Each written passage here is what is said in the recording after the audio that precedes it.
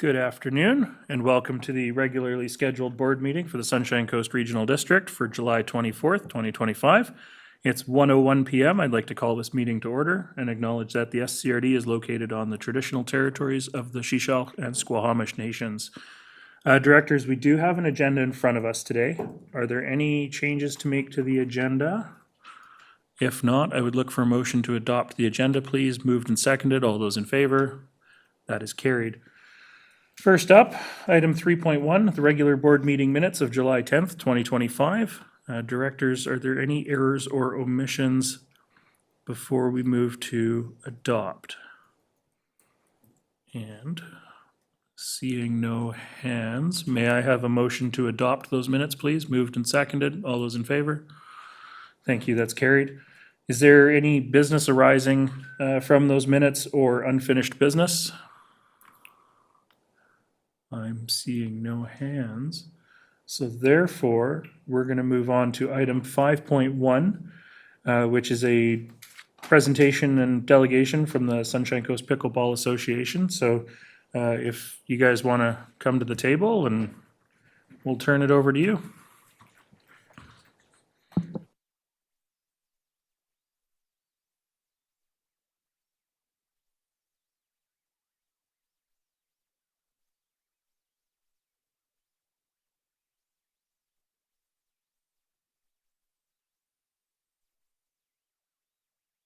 Does this work? Perfect. Thank you. We're good. Hello, everyone, and good afternoon. My name is Brian Chipman. I'm the Vice President of the Sunshine Coast Pickleball Association. And today with me here is Carolyn Outen. She's our treasurer. On behalf of our club, the members here today, and picklers across the coast, I would like to thank the SCRD board and staff for allowing us time to meet with you here today. Our objective is to provide an overview of pickleball on the coast, its benefits, the challenges we face, and to ask for help in acquiring land for a year-round pickleball facility to service all communities on the coast. We have limited time, so I'd appreciate saving any discussions for after we're done. Next slide. Thank you. Pickleball began on the coast in 2009, and the SCPA was incorporated in 2014. We're affiliated with Pickleball Canada and Pickleball BC. As a note of interest, pickleball was invented in 1965 in Bainbridge Island, Washington, by three friends looking for a way to entertain their families. They improvised a game using badminton court, ping pong paddles, and a plastic ball. Pickleball is an inclusive sport that allows people of all ages and abilities across the coast a positive experience. Unfortunately, we lack a year-round facility that can properly support the increasing demand. Over the years, we have explored acquiring land with little success to date. So today we're talking to you to hopefully make our vision materialize. I would like to add that we have previously spoken with Shelley Gagnon and Ian Hall. Next slide, please. Pickleball has many benefits, and in fact, you can argue that it checks off most of the boxes. Not only is it a great form of exercise for all people of all ages and abilities, it also offers a social element that not all sports have. Furthermore, it's fun and easy to play, but challenging to master. As a note, this photo is from a tournament we held in June at the Gibsons Arena. This is a men's 3.75 bracket, and as you'll see, there's a 10-year-old boy and his dad that won second place. I'd also like to note that one of the teams here is from Squamish, and the other team is from Powell River, and one team is from here on the coast.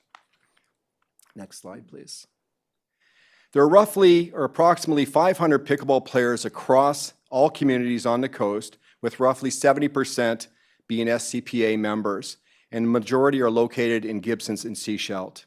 Average age is coming down, and with a year-round facility, it will reduce even further. Pickleball on the coast is fairly evenly split between males and females. However, unlike many sports like hockey and soccer, male and female pickleball players play the sport together. Next slide, please. The fastest growing sector in pickleball are the ages 18 to 59. Our club is actively working on community outreach and does what it can to attract families and youth. A couple of examples to share include our providing training at Chatlick Secondary High School for the past 2 years to approximately 300 students and hosting demonstrations at Hackett Park and Canada Day. This photo is the most recent Canada Day, and you can see our club president, Ted Bentley, providing lessons to some people in our community. Having a year-round pickleball facility will allow us to continue to grow and provide regular access to everyone up and down the coast. The Senior Center is the only year-round public venue on the coast. The 2 courts are in a multi-purpose gym, and they're generally at capacity. In this picture, you'll see that 8 players are playing and 8 people are on the stage waiting to play, which is pretty common. Our club does rent school gyms for part of the year. However, most aren't suitable for intermediate to advanced players, given the proximity to the walls and the distance between the courts. As a note, I received a photo today from one of our members, actually probably about an hour before I came here, and it was a picture of Hackett Park where there were 16 players waiting to play pickleball while some were playing, and the tennis courts were empty. He wanted me to add the picture into our pack here today, but I didn't get it in. So maybe next time. Next slide, please. Through a compilation of data, a number of pickleball groups, we have learned that more than 100,000 hours of pickleball has been played on the coast in the past year. Our estimate shows revenues growing from 200,000 to 400,000, which gives us confidence that we can sustain 6 to 8 courts based on projected growth numbers. As a note, this photo was in the Gibson's Arena as well, where we held our annual Arena Bowl tournament, and I wanted to note that we had over 100 participants and as many spectators and volunteers. Next slide, please. Pickleball needs a year-round facility to meet its large and increasing demand. Next slide, please. The supply and demand slide compares the number of pickleball courts by population. The data does not include temporary courts. You will note that the Sunshine Coast has a 1 to 5.6 thousand ratio in the summer months and a 1 to 17,000 ratio in the winter months. This is primarily due to the summer months having outdoor courts. And the only permanent location in the wintertime that we have is a senior center. So in conclusion, we are much higher than the other areas that are represented here, and we need more capacity on the courts for pickleball. Next slide, please. Vernon is our inspiration and frankly the gold standard.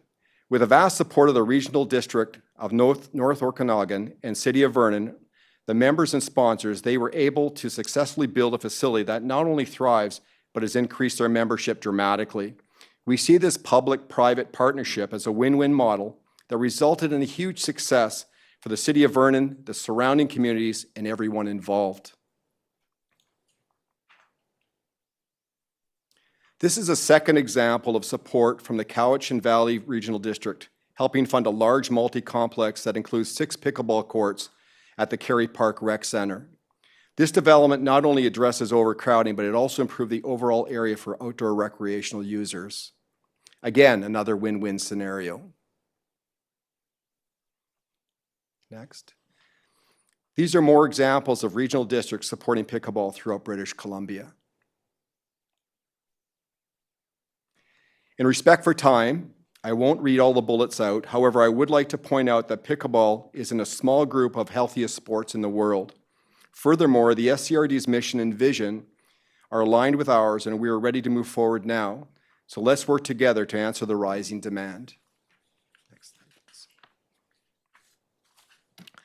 The support needed is to obtain financial and resource support from the SCRD and municipalities to create a public-private partnership. Provide assistance to identify and secure land. We are open to repurpose or build, lease, or purchase property. Initiate necessary amendments to incorporate pickleball into the official community plan. Process zone amendments as necessary and expeditiously. One of our specific asks today are, we've identified 2 parcels of land owned by the SCRD at Roberts Creek Road and the 101 Highway. This map illustrates the location. It's behind the Masonic Temple across the street from the Roberts Creek Fire Hall. We believe either parcel would be ideal for a pickleball facility, and they have several advantages, including proximity, transportation, additional shared parking, and so forth. As a note, the SCPA would require approximately 2 acres of land, so both parcels are not necessary. However, rezoning would be required. This is another example or alternative we would like to consider is a private purchase. This is an example at 1010 Joe Road and Highway 101. The property is on the market, and after viewing, we believe this is also a good location. It is approximately 1.9 acres, however, it is zoned CR1. For the SCPA to purchase, zoning must be changed to allow a recreation facility. Our ask is, would the SCRD be willing to partner with the SCPA to initiate and expedite a zoning and OCP change? Thank you. Questions and next steps. Did I make it under 10? You just made it. I think you had Was I 1 too minute to fast? spare. I can do it again. I can do it again. Okay. Directors, I will look to my speakers list to see if there are any questions for the delegation. So our standard practice is to not make motions when a delegation comes to us. We receive the information and then, things can come up in subsequent meetings. So I do just want to caution, we're not going to make all these decisions for you today. But while I wait to see if there are questions, I wanted to ask you guys a question. I know that there have been talks in the past couple of years about partnering with the district of Sechelt, about maybe some space up near the tennis club.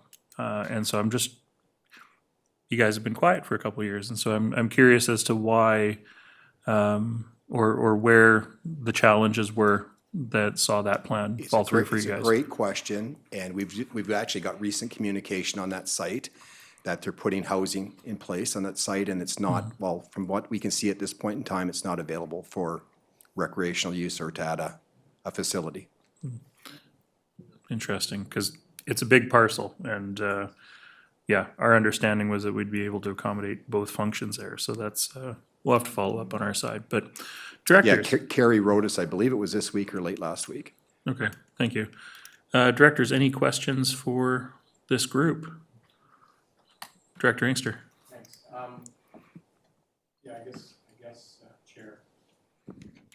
I guess we can follow up, and I think you've come to Sechelt, so I've told this group before. I can't remember who was there, but that I played pickleball many years ago. I remember that. And you remember that? I remember that. They weren't there, Director White, watching me, so it wasn't that memorable, I guess. I did, and I did say I think I played before many of the people that are in your part of your I association. think you even won a medal, if I remember correctly. Yeah, I did. I won a medal. Yeah. Geez, the respect to this day. Anyway, so I've played, so I certainly understand that it's a great sport. I moved to the Sunshine Coast and played other sports, but then somebody introduced it obviously locally, and I think it's a great sport for people of all ages. But specifically what we're seeing is an older demographic, which is great for a lot of the reasons you've listed, right? Keep people moving and fitness. It's really good. Chair, in reference, we will look into that, what was mentioned, but the housing that we're talking about is separate from the land that's next to the arena in Sechelt. There's a large open piece in front, and it was supposed to be outdoor courts, and I think that was the original agreement, so to make outdoor courts. Are we talking at the rec center in Sechelt? No, next to the arena. That's what I meant, sorry. Yeah. The rec center is kind of, we noticed the pool, but next to the arena, there's the tennis facility, but part of the agreement was, I don't know if anybody here was involved in the tennis group, but the agreement was to build the building, lease the land, but use some money that we gave them for outdoor courts and put them into the building. So there's a lot of history there where if they don't do the outside courts, and they haven't yet after 20 years, you guys should be able to have a serious conversation with them about the use of that land. Well, as I said in the presentation, we're open to all opportunities. Yeah. Our understanding was the daycare and housing is going in.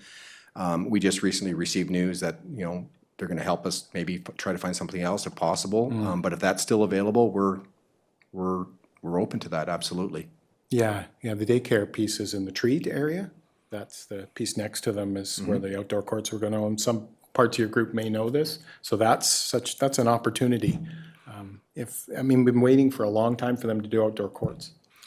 Yeah, And I will say I appreciate, I didn't have a chance to flip through the entire presentation before you gave it, so I appreciate that you guys have come with options that you're looking at, in terms of, this parcel in Roberts Creek that's on the market now and the parcel behind the Masonic Hall, which is why I suspect Director Bax has his hand up.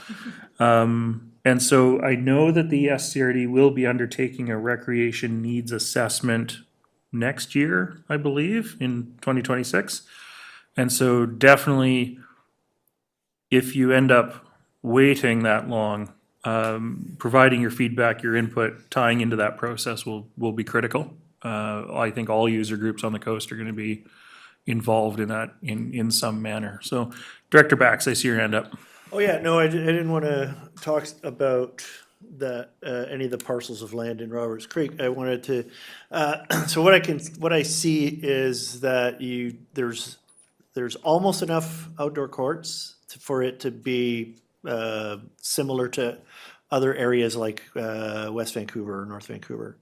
But your biggest ask right now is you're looking for indoor courts. Is that correct? A year-round facility indoor courts. Yeah, year-round facility indoor courts. And so building a new building for this type of thing is going to be beyond the realm of what I think the regional district would entertain.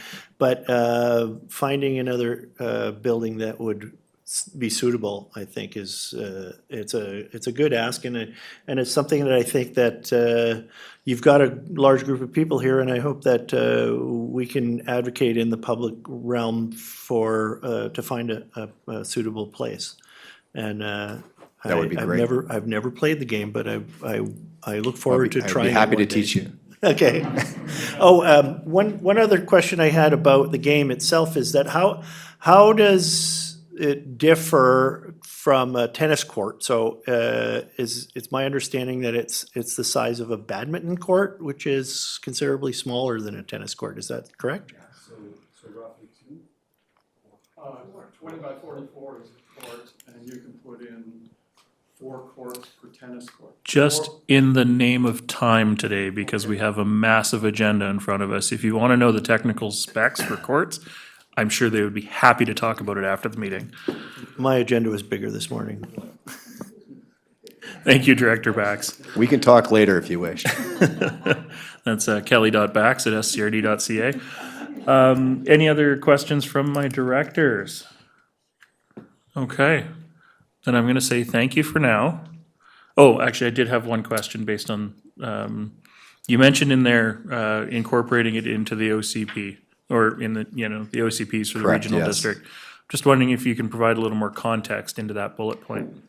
Our understanding, there's a plan, an OCP plan, and it gets revised or redone every so often, every 5 years or whatever that may be. And so our ask, or part of our ask, there's basically 2 asks. One for the properties behind the Masonic Temple in Roberts Creek, and the other is the Joe Road or something like the Joe Road, and the OCP to include pickleball in it, and of course, looking at the zoning that goes with that as well. So if we were to, for example, look at Joe Road, we couldn't make a purchase on it because of the zoning. The zoning would have to be changed first, and then we can make, an offer to buy it. Okay, okay, that helps, thank you, because when I saw it, I was trying to unpack what the ask was there. So, Director Lee. I might have missed it, but how big a building are you thinking of? Is it like a 2-court building or a 10-court building? or- We're talking 6 to 8 courts, Oh, 6 being on the minimum side. So that's what we'd be looking to try to put in place. Initially, all the courts would not have to be indoors, but we could work towards that as well. so you could have some outdoors, some indoors. Yeah, build on it absolutely. We later. probably would want some outdoors as well.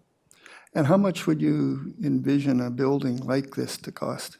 All in, I'm just giving you a rough number, Yeah. probably in the $2 million range, Okay, good, thank you. depending on the building structure, whether it's metal or whether it's dome or fabric on steel.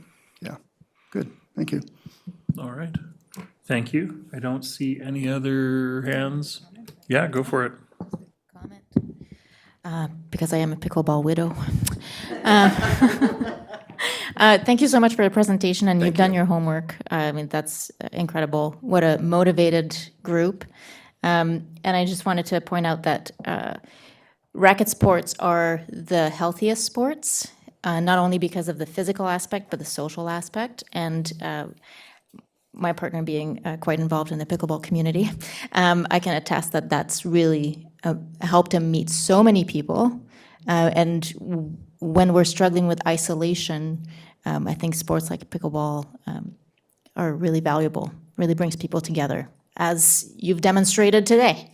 So thank you so much for the presentation. I agree, and thank you. Yeah, great. Thank you, everyone, for having us here today. All right. Thank you very much. Thank you.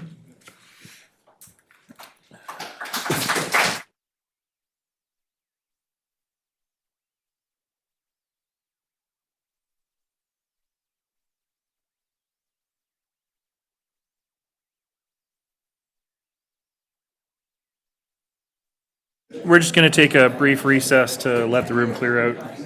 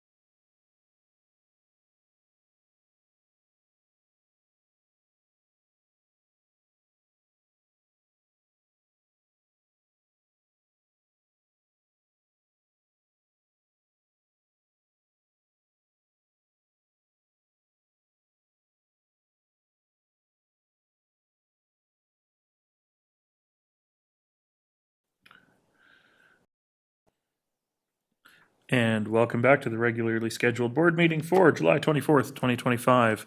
Just needed to give a couple moments for the pickleballers to clear out, and we'll thank those of you who are still with us. With that, we're going to move on to item 6.1, which is Committee of the Whole meeting recommendations 1 through 7 of July 10th. Directors, before I ask for a motion to endorse the block, are there any that directors wish to discuss separately or debate separately? If not, can I have a motion to endorse the block, please? Moved, seconded. Any discussion on that? All those in favor? And that is carried. Thank you. And then we will move on to Electoral Area Services Committee meeting recommendations 1 through 5 for June 17th, 2025. Same question again. Directors, are there any that you wish to pull for separate consideration?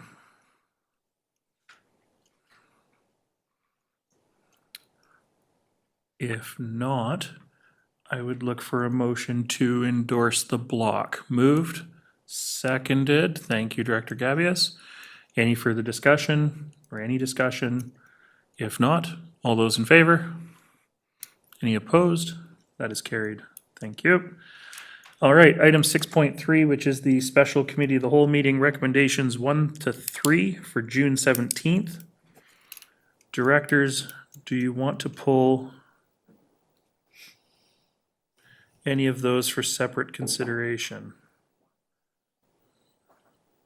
I'm only seeing 1 to 2 in eScribe at the moment, but I will trust that there is 3. If not, can I have a motion to endorse the block, please? Moved, seconded. Any further discussion? All those in favor? And that's carried. All right. Now, item 6.4, which is committee of the whole meeting recommendations from this morning, direct to board. And so this is recommendations 1, 2, and 3. Thank you. Directors, are there any of these that you wish to discuss separately? If not, I would entertain a motion to endorse the block.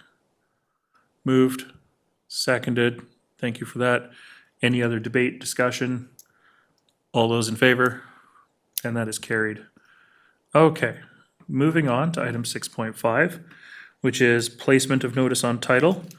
And I see our chief building official here, so we'll turn it over to him.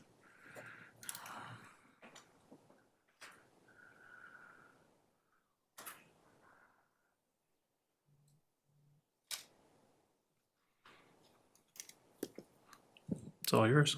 Thank you and good afternoon. Subject to receiving a recommendation from a building official, Section 57 of the Community Charter authorizes a board to pass a resolution to register a notice on the land title of a property where a condition with respect to a building contravenes the regional district bylaw. Today's report includes the background information related to 2 properties where bylaw contravention matters exist, along with recommendations for the board's consideration. Property owners have been notified that they will be provided the opportunity to speak to the matter at today's meeting. However, none have confirmed of their plans to attend in advance. Staff would be happy to try and answer any questions the board may have. Thank you for that, Mr. Kennett. We are going to look at the first one. We'll do these separately for process. So the first one we're looking at is 7080 West Saginaw Lakeshore Way in Electoral Area A. Is there anybody either in the room or online that wishes to speak to this particular property? You're welcome to come up. You got to come up to the microphone for anybody who's online.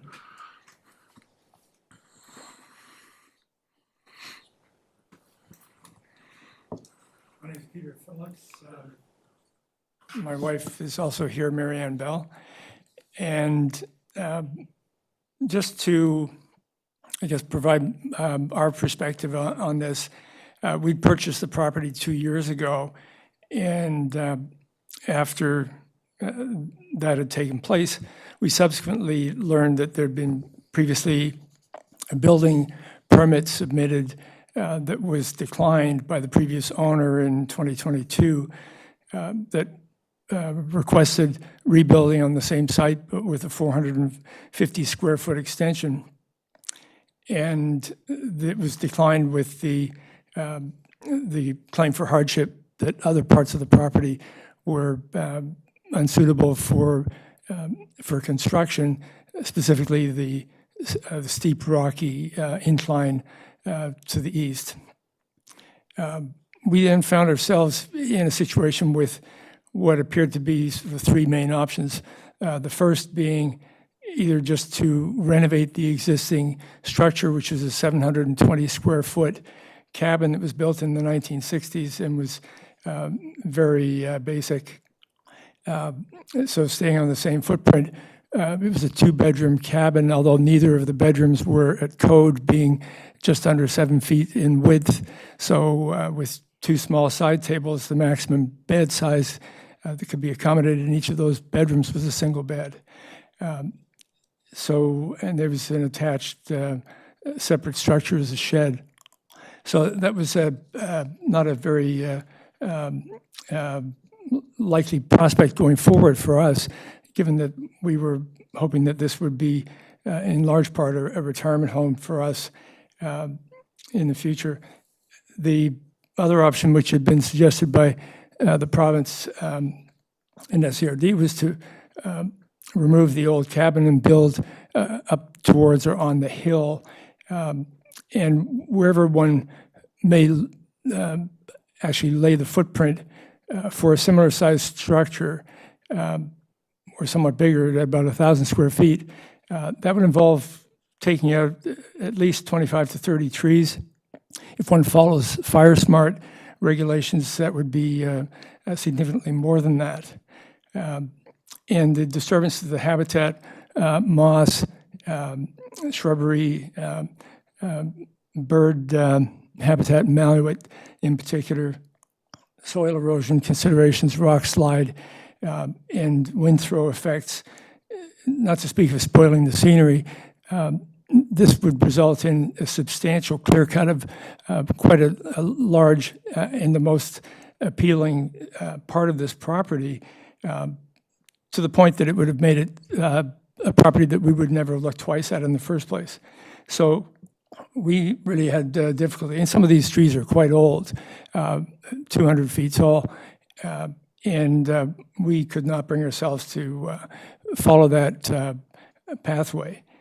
And so the third option, which we considered, was what we ended up going ahead with, and that was to do renovation on the existing footprint, keeping the same walls, the same wood flooring, the same wooden beams in the ceiling, but doing a small 265 square foot extension on the north side of the cabin that did not go any closer to the lakeshore, and is positioned over granite. In fact, most of the footprint of the cabin, which admittedly the majority of which lies within the SPIA, is on visible granite with small patches of soil that's a few inches deep.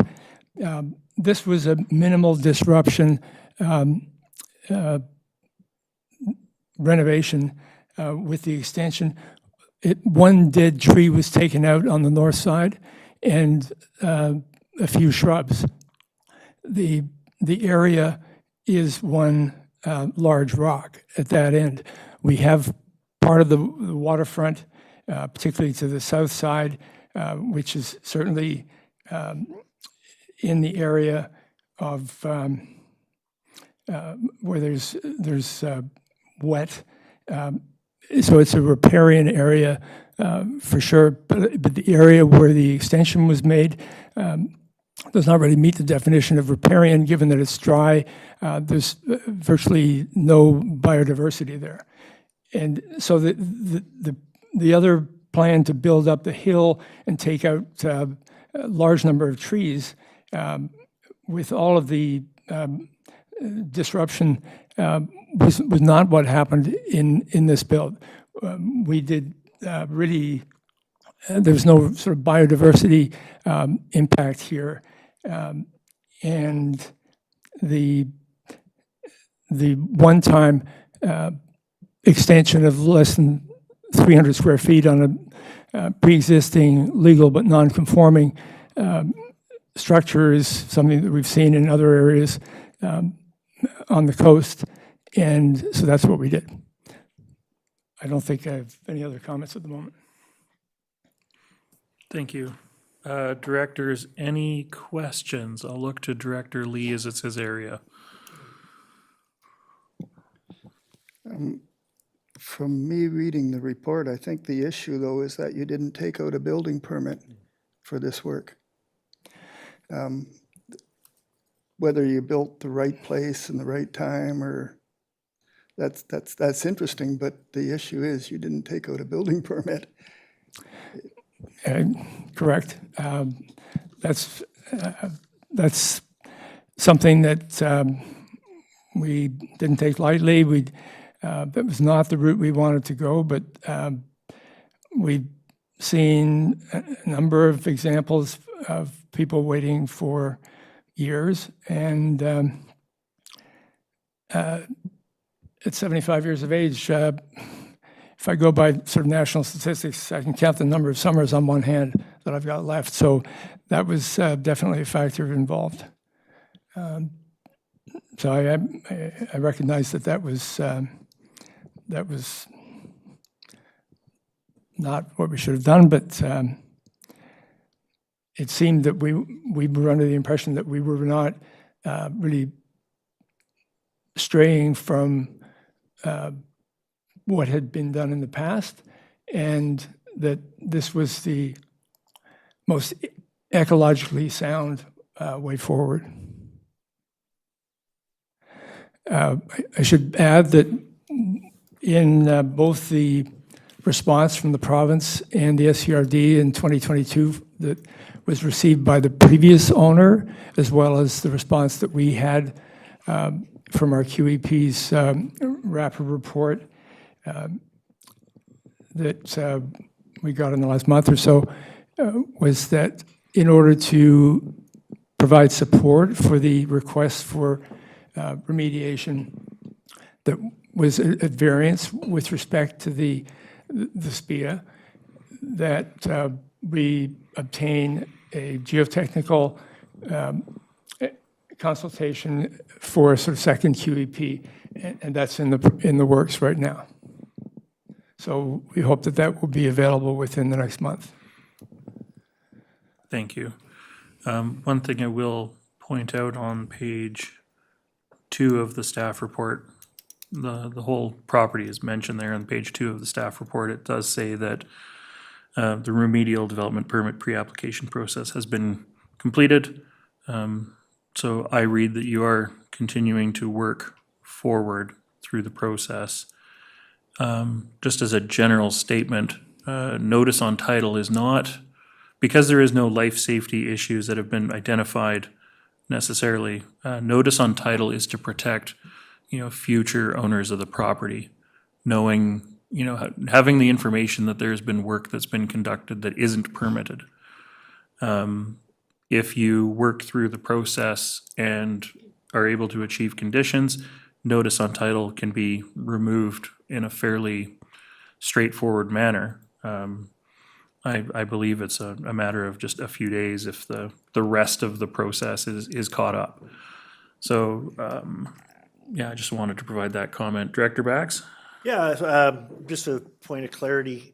So a notice on title placed on a property, as you said, it's there to protect future owners from to give them the knowledge that there's work there that has not, it hasn't been tested as to whether it's up to code and it's not within the, it hasn't been done in the proper way. And so I think the biggest drawback from a notice of title being on a property is that it could impinge on the market value of the property, and that the future owner may use that as an argument to ask for either the work to be done or for as a condition of sale, or it could make the property not worth as much as it would without this notice of title on it. That's my understanding. Thank you, Director Bax. You are generally correct. I think one of the other components is that lenders will look very unfavorably upon notice on title. Sometimes you can't get a mortgage if there's notice on title for a property. And so that's incumbent upon either the sellers to clear that notice or basically a remediation plan to be presented to the lender for their approval, at least from what I know, outside of the meeting process, having spoken to folks. Director Lee? Yes, I was going to suggest that we don't take guesses on what notice on title means, that we should be asking our building inspector if we have those questions. I believe there's quite a bit of ramifications that could be from building without a permit. It could be a life safety issue for the current occupant, for instance. Mm-hmm. There's a lot of ramifications for building without a permit. In the good old days, I guess we did, but that's a long time ago now. And there's nothing that we as directors should be doing about going around the permitting process. We have to follow the law. So that's what I have to say. I know it's a bad thing to have notice on title.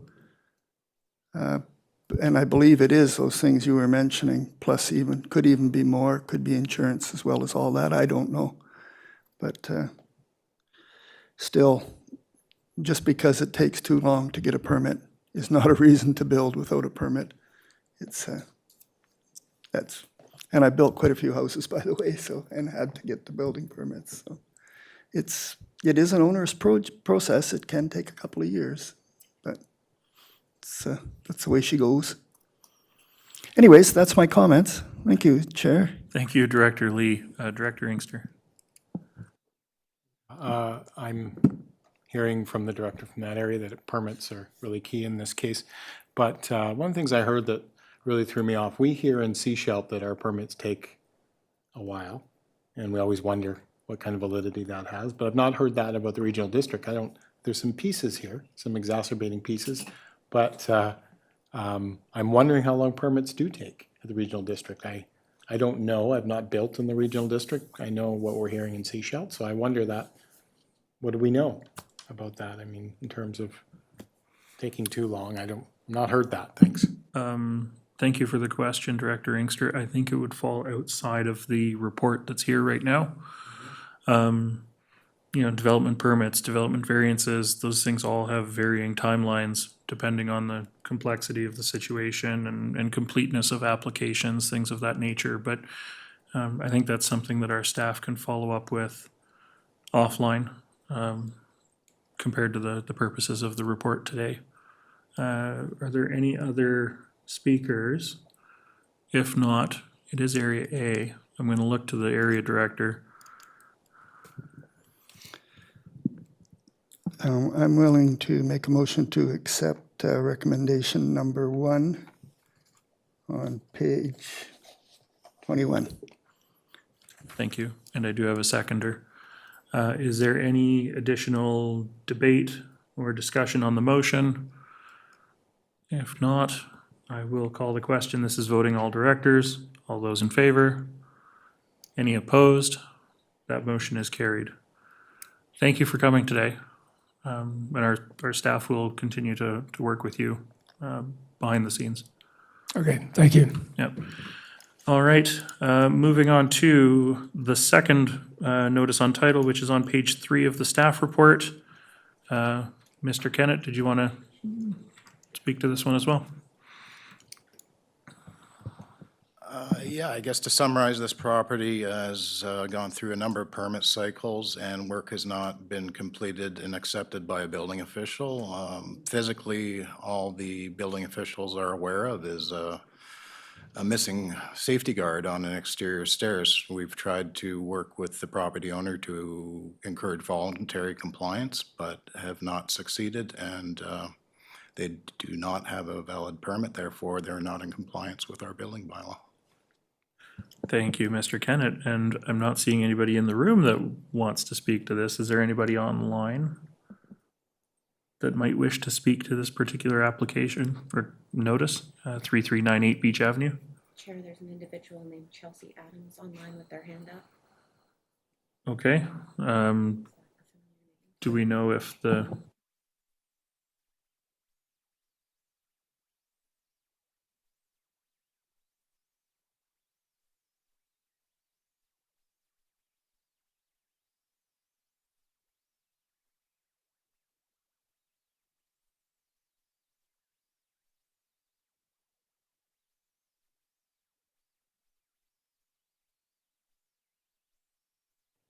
That's not a name associated with the ownership of the property.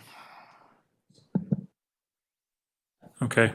There is somebody here online, Chelsea Adams. We're going to give you permission to speak if it's about anything other than 3398 Beach Avenue. Shut it off. Yeah. Okay. Zoom bombing. Hooray. Thank you for your contribution, Chelsea. All right. Director Bax, I see you on the speakers list. Yeah, it sounds like this is fairly straightforward. I know that there's probably personal reasons why this work hasn't gone through, and should the property owners need to reach out for help, I think to get the work done, I think they should do that. But that's beyond the purview of this organization, and I'd like to move the recommendation to place a notice and title on this property. Thank you, Director Bax, and I have a seconder for that. Is there any further discussion or debate If not, I will call the question. All those in favor? And any opposed? That is carried. All right. Thank you, Mr. Kennett. Thank you. Moving on to item 6.6, which is amendment to contract 2465001, construction management services for the development of a community hall. And we'll turn this over to our manager for asset management, Manager Doyle. Thank you. Staff are available to answer any questions that you might have on this one. Appreciate the brevity of the introduction. Directors, any questions? I appreciate that it is a very comprehensive report. Director Gabius. Thank you, Chair. Yeah, and thank you, staff, for the report. It is exciting to see the project come into life. It's nice to see that it's happening pretty quickly. Every time I go, there's something else going on, so that's great. So we've approved the budget for this project. My understanding is that extra $70,000 does not take us over budget, so it's all within the budget that we've already approved. But I know that the cost of that build is going to raise some eyebrows, and I would like to know, like, understanding that public projects are different than private builds. I would just like to know from staff, what can I tell my community when I'm asked, like, how come it's, that expensive? Knowing that there's a lot of people who have built their own homes, so they're going to maybe look at how much they paid, and so just some information that I could take with me so that I can explain to my community what drives up the costs in these projects. Thank you for the question. Commercial buildings have a different expectation than residential buildings. Even a high-end residential building doesn't have the durability expectations. This facility is designed for over 100 visitors at a time that are not owners of the facility. It needs to be durable and hardy. It also has accessibility regulations that don't apply to residential homes. We've also designed this building to be exceptionally efficient in line with the net zero readiness expectation that was prescribed to this project. And I think when we look at similar projects around the province, this is right in line with the average price of community facilities. Thank you for that. Any other, Director McMahon? Just before I go to you, Director McMahon, Director Lee, did you try and wave at me and I missed you? Yes. Go ahead. I believe the story on this is that it's all within budget and it's just part of the phasing of delivering the hall. Do I have that right? Yes. Good. Thank you, Director Lee. Director McMahon. I appreciated Director Gabius's question because communicating the cost of public facilities is a challenge. I still have people coming up to me and complaining about the cost of the roof on Frank West Hall and the fire station with, how could it have cost, I don't know, $160,000 or whatever it was. I could do that for, and so it's frustrating. So we really appreciate these little talking points we can take back with us to community meetings and the grocery store. Thank you, Director McMahon. Yes, it is a small town, and grocery store engagement sessions are not uncommon. Is there anybody else that wishes to speak to this item? If not, maybe I'll look to the area director. Yes, thank you, Chair. And it will be interesting to see, before I put the motion forward, if this model, what's it called? Pre-construction services, and if that's a success and if that's something that we should look at for the future. So I'm looking forward to a report back on that when it's all said and done. But today I will put forward the recommendations, item 6.6, page 1 of 3. One of the staff report. Thank you very much, and I've got seconders for that. This is voting all directors, weighted vote, because it is a contract amendment. Directors, any further discussion on the motion? If not, I will call the question. All those in favor? Any opposed? The motion's carried. All right, thank you. Thank you, Manager Doyle. And moving on to item 6.7, we have mattress recycling program service contract awards. And Manager Soul. Thank you, and our solid waste business coordinator is once again going to introduce this report. Thank you. In accordance with our procurement policy, a request for proposal and a notice of intent were issued for service contracts related to the mattress recycling program, as the current contracts we have are set to expire at various points this year. Staff recommend awarding the mattress recycling contract to Pacific Mattress Incorporated and the mattress transportation contract to Salish Soils, each for a term of up to 5 years. The proposed contracts are within the approved budgets, and staff are available to respond to any questions that the board may have. Great. Thank you very much for that introduction. Director McMahon, you're first on the list. I remember seeing in a report, I think last year, that we get over 3,000 mattresses a year at the landfill. I'd be interested in the number, but I was gobsmacked by the number of mattresses that we get, and I'm just really glad that we can recycle them. Is the number increasing all the time?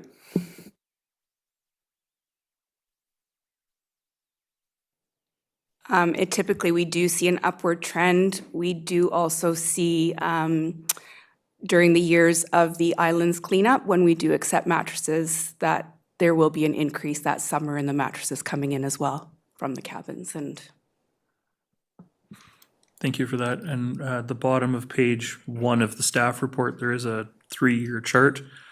And just underneath that chart, it says that there's approximately 34 mattresses in a metric ton, which I think is an interesting random statistic you can take to parties. And so, Director Bax, I've got you next on the speakers list. Yeah, so 3,400. So from the math that I garnered from this report, it seems to me that a mattress lasts about 10 years. We are recycling 10% of our mattresses a year if we count every person has a mattress. And I talked with the mattress seller in Gibson's, and they confirmed that that's pretty much it. One of the questions I have too is I also did some math on the cost of these contracts, and I found that it's costing us between $50 to $60 per mattress in order for this contract to go through. About half of it's going to transportation and the other half's going to recycling. Now, that said, and I also discussed the fact that there's no eco fee on mattresses. When you go and you buy a mattress, there's no fee on top of that to have it recycled. Our recycling fees currently at the landfill are $30 for a dry mattress and $30 for a wet mattress, and $35 if you're disposing of more than 5 mattresses at a time, which is what a mattress selling company usually is charged. So my question is, how do we make up this difference? Now, I know that after 10 years of living on the Sunshine Coast, you've probably recycled a mattress. And so that extra $15 or $20 that it costs for us to recycle a mattress is going to be on your tax bill. It's a subsidized service. Will it continue to be a subsidized service, or do we intend to raise these rates based on this contract? That's an interesting question, Director Bax, and I think a fair bit of that would probably be a policy discussion of the board. But I will look to staff to see if they have any contemplations about disposal costs for mattresses and whether they're high enough, appropriate, too high already. Just any input you might have. Thank you. Yeah, thank you. The board may recall at the November Finance Committee meeting last year, staff did put forward tipping fee increases for mattresses, which the board did adopt, and so those are our current tipping fees. They are comparable, and in some cases even slightly higher by $5 to $10 than other communities who also recycle mattresses. So yes, while it's true that we do subsidize the service with taxation in addition to the tipping fees, that does appear to be quite comparable to how other communities with mattress recycling programs also function. But certainly staff are open to direction from the board if we wish to change that approach. Thank you for that. And I know that there are a lot of communities that don't recycle their mattresses and they shred and bury them, for example, but we don't have the landfill space to be able to even consider that at this time. Is it a follow-up, Director Bax? Because I do have another person on the speakers list. Thank you. Director Stanford.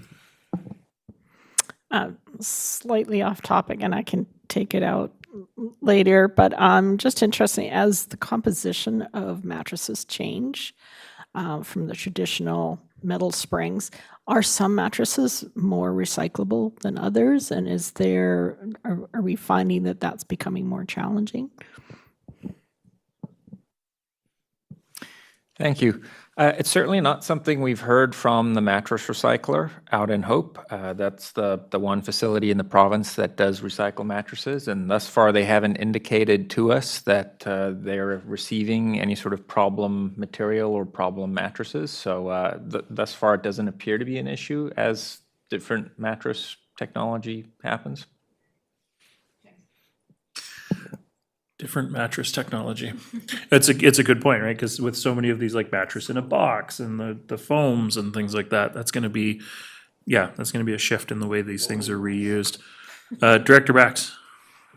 Well, I just wanted to share a piece of wisdom that I got a long time ago. That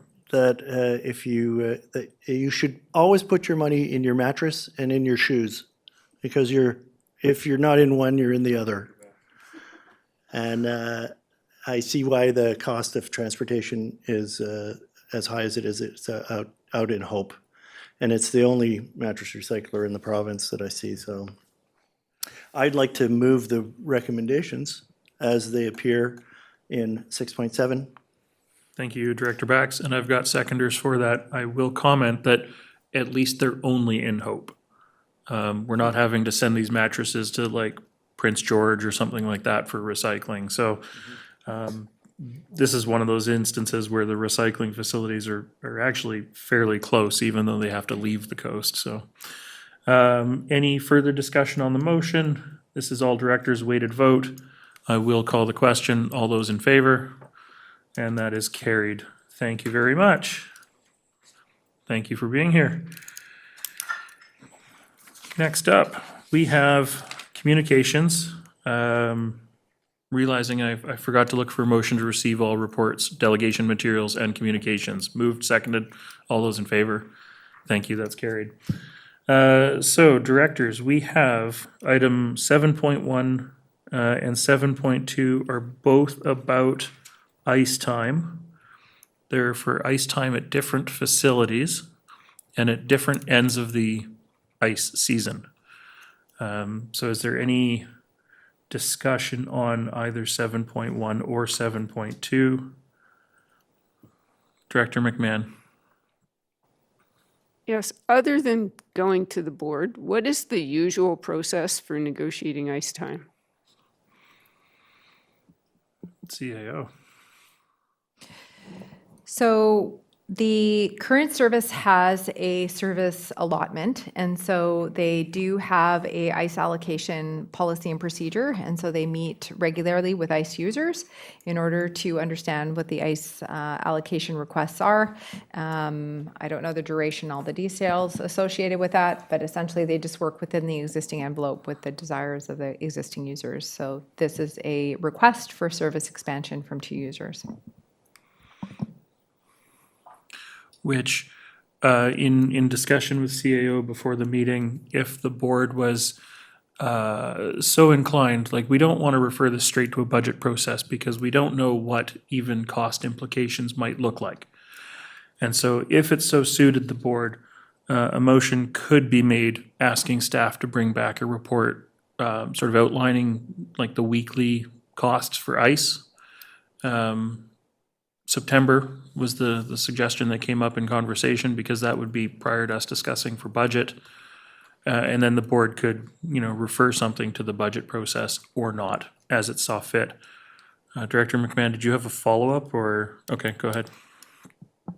Yes, I remember from previous years that there is a lot of competition between ice time and dry floor time users. So, we're only hearing one side of the thing here, so perhaps the staff report could elucidate the pros and cons and the conflicting priorities involved. Thank you. Director Inkster. So it's unfortunate that GM isn't here because two things.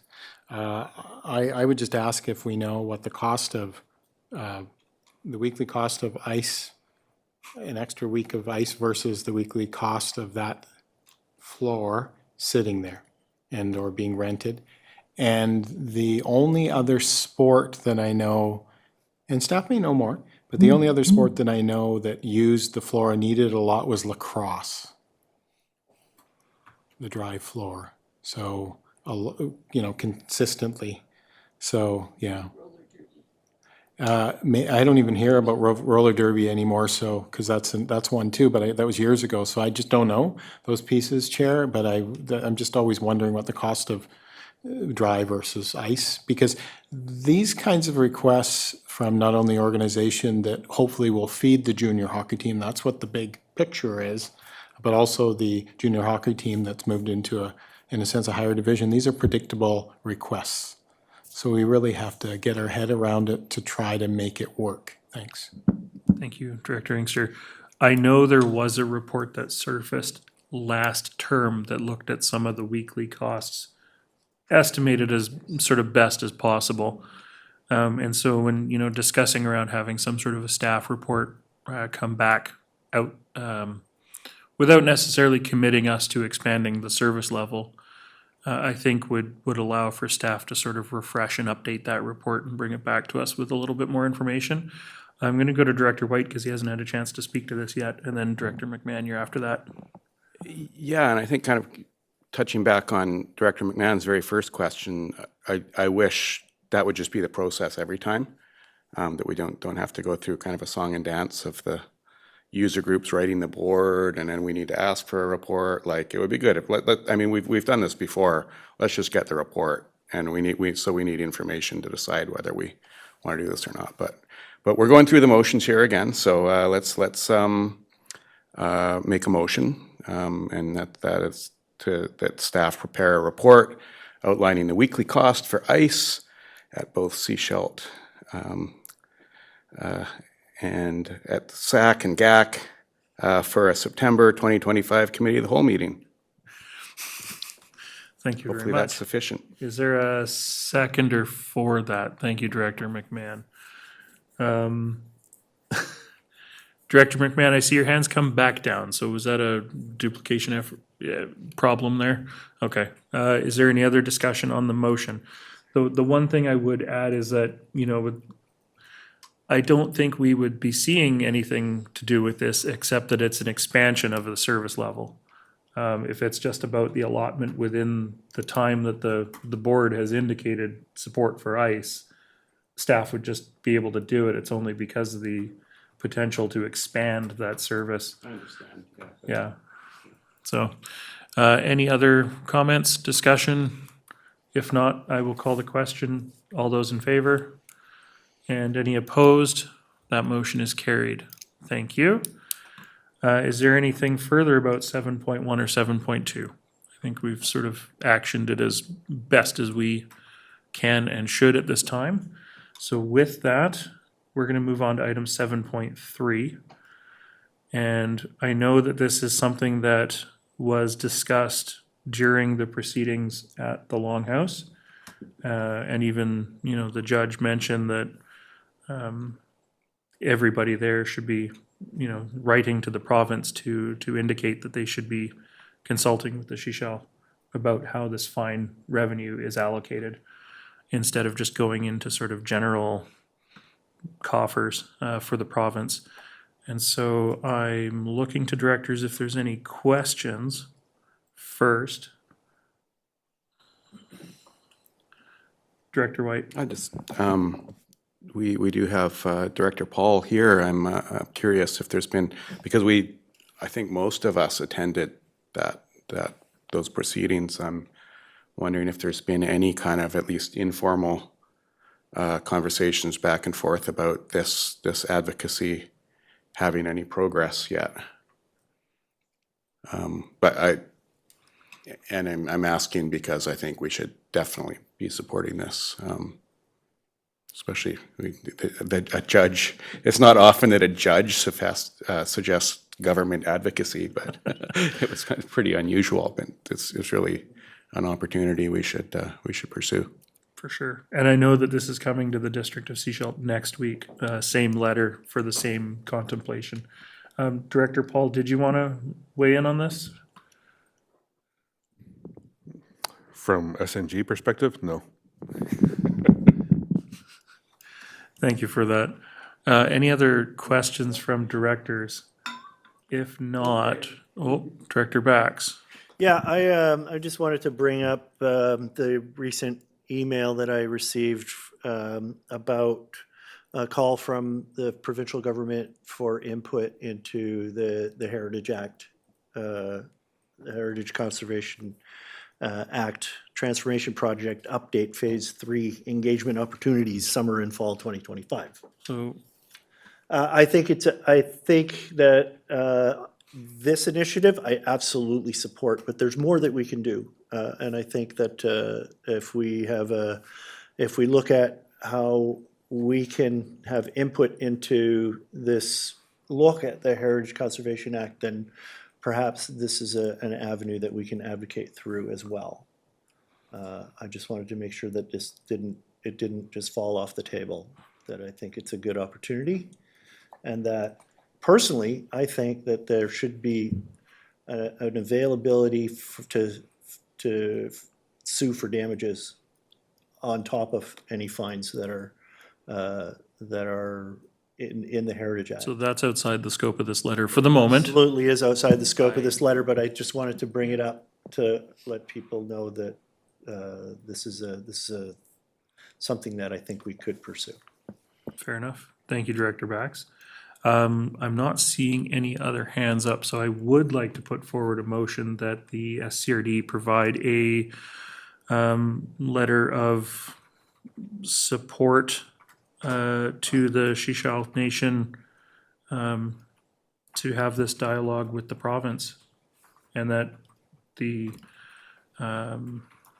other governments listed in the letter and be copied on the letter, or something to that effect.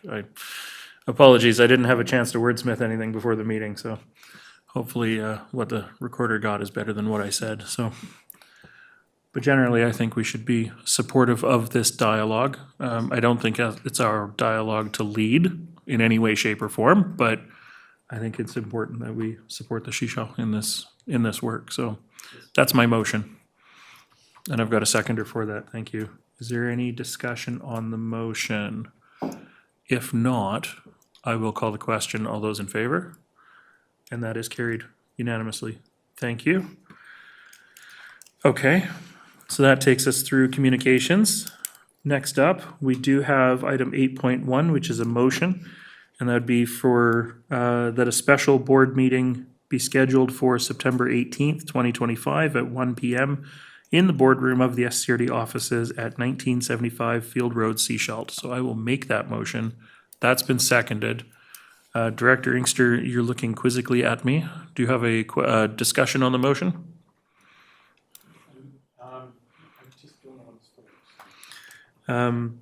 This is largely around UBCM causing the interruption to the calendar schedule. And so this is to provide an additional board meeting in September, because otherwise there'd only be one. So. Okay, well, you read my face, and it was correct. I just wonder what things are for. Fair enough. No, thank you, Director Inkster. Is there any other discussion on the motion? If not, I will call the question. All those in favor? And that is carried. Thank you. All right. So next up, we have bylaws. So on to 9.1, 2025 to 2029 financial plan amendments. And come on up. And this, yeah, for decision. So I'll turn it over to you for a brief introduction. So this report is just to provide a mid-year update and to formally amend the 2025 to 2029 financial bylaw for all amendments, including and up to July 10th, 2025. Great, thank you very much. So directors, this is in front of us for first, second, third reading and adoption today. Because it's a financial plan bylaw, we can do that. And so may I have a motion for first, second, and third reading of Sunshine Coast Regional District Financial Plan Amendment Bylaw number 772.1, 2025. Moved, seconded. Any debate or discussion? I'll call the question. All those in favor? That's carried. And can I have a motion to adopt Sunshine Coast Regional District Financial Plan Amendment Bylaw number 772.1, 2025? Moved, seconded. Any further discussion? All those in favor? Any opposed? That is carried. Thank you very much. There's also the staff recommendations in those staff report, which now that we've given the bylaw readings, would somebody like to move the staff recommendations to give the bylaw readings? Thank you. Moved, seconded. All those in favor? That's carried. I don't know where we'd be if that got voted down, but all right. And moving on to item 9.2, Langdale Wellfield Loan Authorization Bylaw, consideration of 3 readings for decision. And this is over to our Deputy Corporate Officer or our CAO for an introduction. Thank you, Chair. No introduction required, really. This is for first, second, and third reading, and after which time it will be sent to MFA. And the Inspector of Municipalities as well, hopefully, because that's part of the staff recommendation. So we do have a staff recommendation on page 1 of the report. Directors, is there any questions or discussion? Or would somebody like to move the recommendation on page 1 of the staff report? Moved? Question? Okay. Director McMahon. I thought I had put my hand up, but evidently I didn't. Do we have an approximate idea of when the AAP would go forward? I see that the staff report on it is due for early October, but if all goes well, what would be the hopeful timing on it? CAO? Yeah, the anticipation is fall. We don't have an exact date. There was an outline and timeline in the staff report provided at committee a couple of weeks ago. So of course, we're dependent on the Inspector of Municipalities timeline. So it used to be a month, but now it's leaning towards up to a couple of months. So I don't know with summer breaks, whether or not it'll be October or November. Okay, thank you. Now, Director McMahon? I would move the recommendation on the beginning of this report. Thank you. Do I have a seconder for that recommendation? Thank you, Director Stamford. And so this is voting all directors as a weighted vote. Any discussion? All those in favor? That's carried. So with that, now we can move to the bylaw. And so can I have a motion for first, second, and third readings of the Langdale Wellfield Project Loan Authorization Bylaw number 777, 2025? Moved? Seconded? Directors, any discussion? My speakers panel keeps disappearing, so I will look for physical hands as well. But I don't see any hands up. I will call the question. All those in favor? And that is carried. All right. So that takes us to the end of bylaws. So we'll move on to item 10, which is director's reports. I'll look for volunteers. Who would like to go first? Oh, Director Stamford, actually wanting to go first for this time? It's all yours. I had prepared something this time, so I'm happy to do it.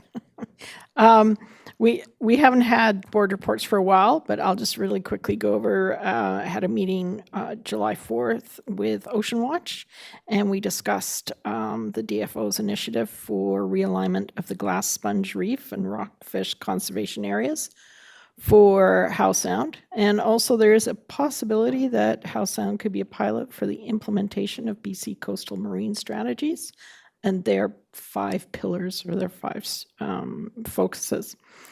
Also attended, where are we? July 12th, I attended an OCP pop-up at Shirley Macy Park. It was very hot.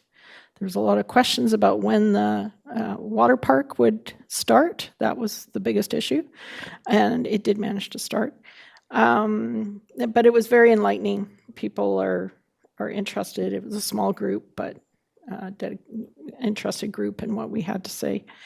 Langdale residents are getting together to continue to advocate for safety along the S-curve, the perennial issue in that area. Attended the Gambier Fair last Saturday. Lots of questions about the dock. It will not slow down, that one. And I'm really looking forward to the island cleanup that's coming this Saturday. We're just all so excited. So if you want to see the island hopping, Saturday's it, but we don't suggest you come because we'll be busy. Thank you, Director Stanford. Maybe I'll just keep working my way this way. Director Paul. I don't really have a report this time. All right, thank you, Director Paul. Director White. I think maybe I'll focus a bit on housing this time. We've completed some rezoning in the town of Gibsons. I think alternate director of the town of Gibsons spoke to this last time, that we're working on getting a phase 3 of affordable housing going in the Shaw Road, O'Shea area, which were on the Christensen lands, which were procured by the town of Gibsons years ago, but for a very favorable price in order to on a promise that we would really put them into civic amenities and civic needs, and obviously those high needs right now are housing. So we really made it a priority to get this rezoning through so that we can hopefully apply for funding while there still is funding from the provincial government. And we're crossing our fingers for those next steps. So I mean, that would be 78 units. So that's by significantly the largest housing development, affordable housing development in Gibson's history. They're usually about half that in one go anyway. So we're excited about that. A lot of focus on that in the last month, but also related to housing, I am the SCRD's liaison to the Housing Action Table Steering Committee, and I've attended a few meetings of that so far. It's mostly just updates from the coordinator, which the Housing Action Table more broadly receives, and I think every elected official is a recipient of information on those updates reports usually. But I'll go over the last, just kind of summarize the last activity report, which is always projects in progress. Land use inventory is a project, coast-wide land use inventory. We've already done one at the town of Gibsons, but we've shared that with the coordinator so that she can consider that one in context and work with others. Any commentary over there? No? Okay. And treatment and recovery services, it's been identified for a long time that, and the province knows this well too, that we are in dire need of treatment and recovery programs on the Sunshine Coast, not just within VCH, who are working hard on this as well, but also in terms of not having a nonprofit program that like runs a recovery house in the way that Powell River has actually multiple ones, both private and publicly funded beds. So that's been a lot of work that's been going to try to encourage that and find a way to get one. And it's a challenge when you don't already have a nonprofit that does this work in your region, and especially when you're geographically isolated like us. So there's been a lot of communications with Together We Can Society, because they're based in the Catet Regional District, and we've been trying to beg them to consider looking at the lower Sunshine Coast and expanding, and they're really interested in it. So this is an important point in the report. The key thing they need is a house to rent, a large house with ideally 6 to 7 bedrooms. I think that's going to be really hard to find, so maybe we can convince them, maybe 5. But yeah, ideally 6 to 7 bedrooms. And they say they're looking for a rural area. I mean, I think that's just kind of anywhere that's not downtown Gibsons or Sechelt. I mean, West Sechelt, I think, would be a rural area. Like, they're just looking for more of a residential area that's not right in the thick of things, is ideal for a recovery program. Situation table is a provincially funded initiative in order to get agencies that work with people challenged by homelessness, especially, but the justice system, people who are at risk, really, and having other causing potential harm to the community and other people. So agencies that work with those individuals, actually bringing them together and looking for collaborative solutions, and it's worked really well in other communities. The town of Gibsons received the funding initially from the Minister of Public Safety and Solicitor General, and then we contracted Cover the Coast to do some of the organizing work. And they've brought some of the groups together to start discussions on this, hoping to, I think their next meeting is in October, to like have a first trial situation to start having these meetings regularly. And this could have a lot of impact. Let's hope it does. I know it has in Smithers and some other communities, and in even more urban communities like Surrey. This was really key in cutting down on a huge encampment they had there, because they were able to look at each individual person in the encampment and find supports for them and find a solution for them. So we're hopeful for that. And a couple discussions on some other things. They've got youth housing is an ongoing discussion, or concerns about youth having not being completely homeless, but kind of unreliable housing vulnerability.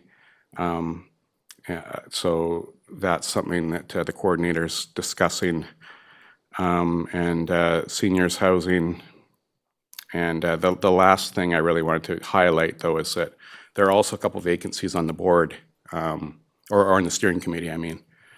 So the coordinators with suggestions from the other steering committee members looking for other members, hoping to get some representation from the Sechelt Nation, or whether it's staff or community, and that's a priority. And another priority is staff.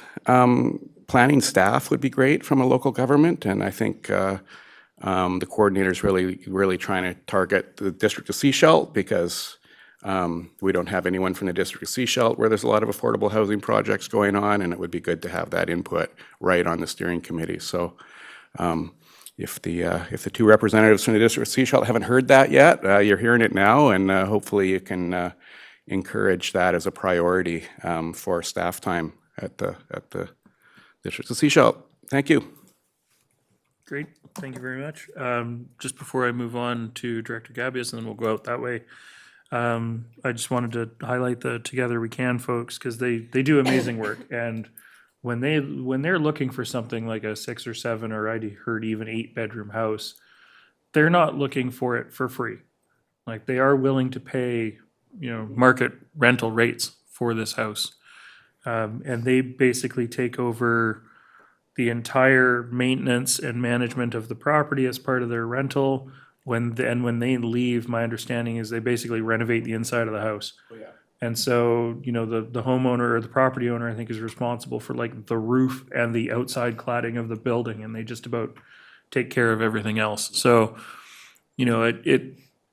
yeah, and they for sure don't want to be in downtown Seashelt or downtown Gibson's. Rural's a fun word to use in this community when most of the community is rural. But yeah, 100%, they need all the help they can get. And I know that they've been looking to talk to hospice, because hospice had sort of similar parameters when they were looking. And they have been in touch with a couple of the realtors on the coast as well, because they often know a lot of people, whether their houses are on the market or not. So, any opportunities people have to connect them, they're very interested. Director Gabius. Thank you, Chair. I just want to say first that I really appreciate that we take the time to do these directors' reports. I always learn a lot of things, especially from my municipal counterparts. As for Half Moon Bay, I attended the Half Moon Bay Volunteer Fire Department's Tin Man Challenge on July the 12th. It was a really hot day, and volunteer firefighters did some crazy race exercises, going up ladders, dragging dummies, and it was really good fun. Even Chief Michael came by and just happened to have his gear with him, so he did the challenge as well, so that was really appreciated. And I got to meet our new Deputy Fire Chief, Dylan Chow, and shake hands with our new Fire Chief, Cody Raymond. So that was really great. Got a hot dog. Awesome. And then the next day was the Half Moon Bay Fair, July 13th, and I spent all day there chatting with people, and it was really great to see our planning staff had their OCP renewal tent there. Really looking forward to the September report as to how all the wonderful engagement happening this summer is going, see what people are saying. So I'm hoping that there was good engagement there. And then I have started doing office hours every Saturday, 9:30 to 11 at the new Half Moon Bay General Store and Cafe, which has made a huge difference. It's so helpful and valuable for me to be able to be out in the community and just have a set place like Director Bax does at the Gumboot, just to be there, and people can come and bend my ear if they want to. Just come grab coffee, say hi. It's such a great addition to the community. I'm very, very happy that I can go meet people there. And that's about it for me. Thank you. Thank you. 9:30 to 11. That's right. Not a lot of time. Not a lot of time. They better speak fast. I usually stay there a little longer. Okay. Good to know. Director McMahon. I don't have a long report this time. I have been doing a lot of things, but I'm not going to tell you about all of them. However, what I am going to do is remind everybody that Sunday is the slow food cycle taking place in Elphinstone and Gibsons and West Howe Sound. This is an immensely popular event. It runs from 11 a.m. to 4 p.m. If you haven't registered, please register online in advance. And it's, bring your bicycle and check out all the farms. It's going to be amazing. A ton of farms in Elphinstone are participating, but I'm really looking forward to it. And then there is an after party at Persephone. Place should be mobbed starting at 4 o'clock on Sunday. Thank you very much, Director McMahon. Director Bax. Thank you. It was. I was at the the slow food cycle last year, and it was amazing. It was great. So this month, I recall that on the 3rd, I was involved in a Zoom meeting with BC Transit for possibilities for seniors, and that was a very illuminating meeting. I gathered a bit of information. I work with the seniors transportation work group out of the Resource Center in Seashelt, and I shared some of that information with them. On the Saturday the 5th, Saturday the 12th, and Saturday the 19th this month, I managed to get to my office hours at the cafe. I keep 10 to 12 hours at as my office hours. But I do try to get there earlier so I can have some breakfast without being interrupted. And I made a little sign up so people know who I am and why I'm there. And I've been using that for about 2 years now. It's great. It works well. On the 13th, as I went to the Half Moon Bay Fair, got to meet a bunch of people, see some OCP planners. I watched all the booths, and and I actually went for a swim at the end of the day. It was really wonderful. On the 15th, I was part of the RCMP quarterly, and there are some interesting statistical changes within their report for Q2 at the RCMP meeting. Property crime's down. I think, but one thing that really did jump over 200% because they are looking at it differently is their mental health interactions. And so I want to draw attention to the fact that there has been such a large increase in the RCMP's interaction with people that are designated as a mental health interaction as an advocacy point to try to get more resources for mental health help here on the Sunshine Coast. And I know that that's something that is near and dear to a lot of the other directors. On the 17th, I attended a Coast Connection seniors event at the Christensen Village, which was, I got there late, but it was a wonderful event that showed how there are people within our community that are helping our seniors to connect with services, with each other, to have a more fulfilled life in these assisted living homes. And then this morning, I chaired the committee of the whole, and I really enjoyed that. Thank you very much, Director Bax. Director Inkster. Thank you. Really quick, this morning I was at the Community of the Whole. I'd also like to add in the next 3 weeks in Seashelt, Rod Run, Show Shine, and Writers Fest. Everyone's welcome. See you there. Thank you, Director Inkster. Yeah, I just wanted to let people know that Creek Days is coming up in Roberts Creek in August. I believe it's the Available, Creek Days. Available online and Available probably in the online, newspaper Creek Days. and You can volunteer if you want. There still need a few more volunteers. I'm volunteering. Kelly.bax@scrd.ca. That's right. Thank All you, right. Chair. Director Lee, your turn. Well, I shouldn't be that long. On Tuesday, July 15th, at the Seaside Center, we had our update from the RCMP policing. It's quite interesting statistics. I believe it's quite worthwhile. A little disappointed in that they haven't got the rural areas broke out, but I think they were suggesting they'll have it for the next quarterly update. I think it would be quite valuable to have that. Looks like the bicycle thefts have dropped down, though I don't know why. Maybe it's too hot to ride bikes. Oh, none left. It's nice of Seashelt to host us, by the way. I really appreciate that. It's really nice to have that happen. On Wednesday, July 22nd, I visited the Pender Harbor Health Center to find out about their wants and needs. And my primary interest is why we don't have 3-4 doctors in such a great community.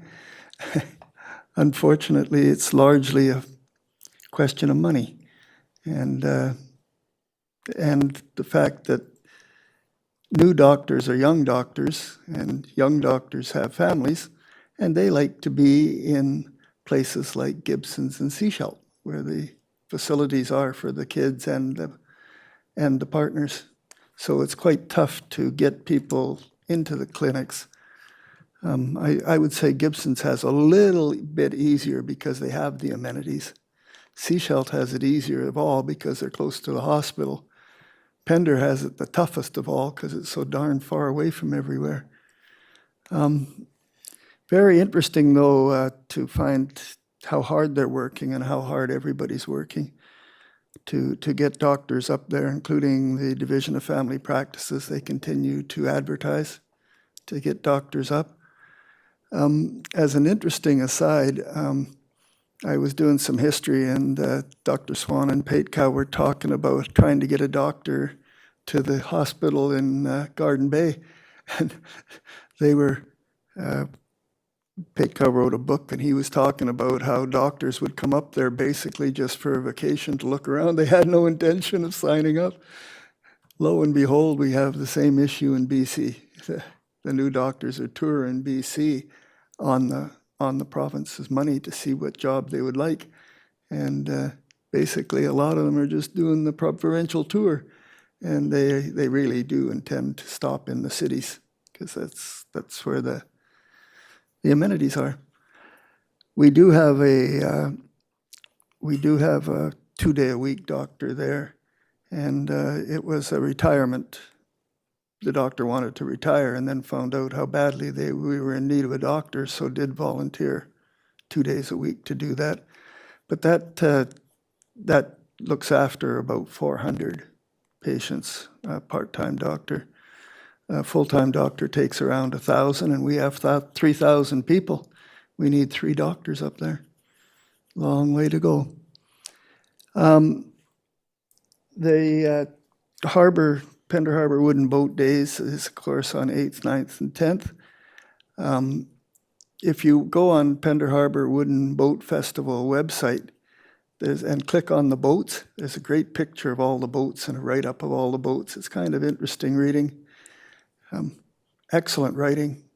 I did it. And we also have our show and shine on the 10th at the same time at the Legion. It's a smaller show and shine, a lot more intimate, but it's a great, and you get some different cars there because some of the local people don't bring their car out except for that. So you get to look at some unique vehicles there as well if you're interested in the cars. So that's it for me. Thank you. Great. Thank you very much, Director Lee. Director White? A follow-up to Director Lee and update for him too, which I think something was scheduled that might have dropped you from the loop, and that's that I've been helping Director Lee on some provincial advocacy on the Pender Harbor Health Center, and MLA Jeremy Valeriot is visiting the Sunshine Coast right now, and because he's got a really key role through the cooperation accord between the NDP and BC Greens, and one of their biggest priorities is expanding community health centers and support for community health centers. The minister actually suggested that Jeremy should get have a look at the Pender Harbor situation. So we set up a tour for him tomorrow morning. And Len was supposed to be there too, but I'm pretty sure that he got cut out of the communication loop. So I hope you can still make it. Well, I'll talk to you after the meeting. And there was a difficulty with their schedule versus his schedule, but we finally worked it out. And Great. Oh yeah. No such thing as time off when you're in MLA. He says he's still working like 50% of the time while he's here. So that's his holiday, as he gets to go to the Pender Harbor Health Center. All right. Thank you for that update. I guess a couple things I just want to touch on in the district of Seashelt that Director Inkster missed. Airport master plan was presented yesterday at Committee of the Whole. And so that's sort of looking at the 20-ish year horizon on how we would like to see improvements and development at the airport proceed. It was a good document. The we felt there could have been more in the document, but it was a much needed refresh of the one that was about 12 or 13 years old, I think, at this point. And as Director Inkster mentioned, or Councillor Inkster mentioned at the time, there's been quite a number of these that have been done over the years. And a lot of the work that's going to need to be done at the airport is going to need to be grant funded, because it's going to be expensive work. And the airport right now is basically just sort of a break-even proposition. So yeah, there's a lot more work to do on that, and probably not nearly as ambitious of a plan as the airport select committee would have liked it to be, but a much more realistic plan based on municipal government finances. So, yeah, the volunteers always are enthusiastic when they don't have to think about where the money's coming from. So, and then I think the other thing I want to highlight is that last week I put forward a notice of motion asking for the District of Sechelt to have a participation in this provincial supportive housing review that's going to be undertaken by the province. And so the province is bringing together a bunch of stakeholders and operators to look at supportive housing all across the province and the challenges that they're having with safety and rights and security of the complexes and what have you. And in all of the announcements and publications and discussions about this working group that's coming together, not a single municipality is mentioned. And so, Sechelt's a small place. We're only 11,000 people when you compare us against the Victorias and the Vancouvers and what have you of the province. But if we don't ask, we're never going to have the chance. And so, so we put that forward as a notice of motion, which was passed unanimously. And we're hoping the province says yes to us.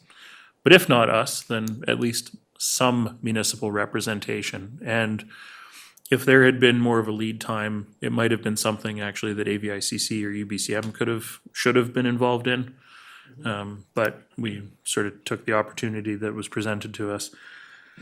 And I think I'll leave it there for now. Director White. I'll just jump in on this because we're overdue for a discussion on this anyway. We talked about it, but this is a issue that's been going on for a couple years, at least with supportive housing, and it's really around the Residential Tenancy Act specifically that they're looking at, and it's whether supportive housing can be interpreted as transitional housing, which I think it was at one time, where it's not under the Residential Tenancy Act, but over time, there's been a lot of different groups trying to influence this, and generally the housing providers want the freedom to be able to evict people when they need to, and that's for the safety of the residents. I think for a lot of our local communities, it's a little hard. It's a difficult one to take one side or the other, because I think in a large part we need to support our local housing providers, because for the safety of their residents, they often need to be able to evict people, for the safety of the whole community and within the buildings. Yet then that can be a challenge when people are evicted and they don't necessarily have the supports and they end up homeless, and then it's our local communities that need to take on that challenge with our so that it's a tough one, but that's the have had this conversation with the Ministry of Housing before, and that's my general input on it. But the reason I'm chiming in is I don't believe it's like a consideration of supportive housing in general. It's really specific to this issue with the Residential Tenancy Act and housing providers' ability to evict or not. And there's a number of kind of civil rights organizations that are pushing for no evictions, and people should have rights no matter what they've done and no matter what kind of threats they may pose to other residents within the building. So that's the challenge the province is posed with. Yeah, it's definitely a big topic, and it's only going to get bigger until they can find a path forward. So with that, we don't have any new business or emerging items to discuss or to add to the agenda. So we are going to go in camera, and so I would look for a motion that the public be excluded from attendance at the meeting in accordance with section 90, 1G, K, and 2B of the community charter, please. Moved, seconded, all those in favor? That's carried. Is there anybody in the virtual gallery? No. So we're going to flip to in camera, and we'll take a moment to refill our coffees and whatnot while we get that going.